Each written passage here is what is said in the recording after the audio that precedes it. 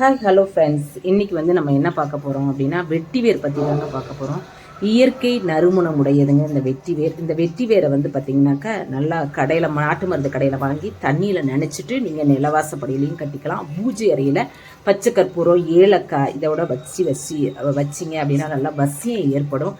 இது கெட்ட நெகட்டிவிட்டியை வெளியில் எடுத்துரும்.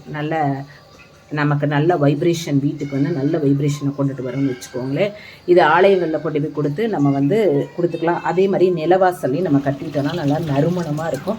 பிள்ளையார் கோவிலில் நல்லா சாமிக்கு வச்சுட்டு நம்ம தண்ணி ஊற்றி வச்சாலும் நல்லதே நமக்கு நடக்கும்னு சொல்லுவாங்க. பீரோவில் நீங்கள் வச்சிங்க அப்படின்னா பச்சை கற்பூரம், ஏலக்காய்லாம் வச்சு வைங்க, நல்லா பணம் வரத்து அதிகரிக்கும் அப்படிம்பாங்க.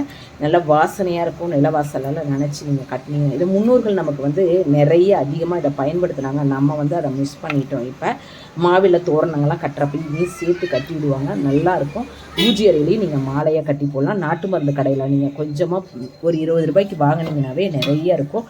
ரொம்ப மனமாக இருக்கும். நிறைய தெய்வ வசியம் உடையது இந்த வெட்டிவேருங்க. இதை நல்லா பயன்படுத்தி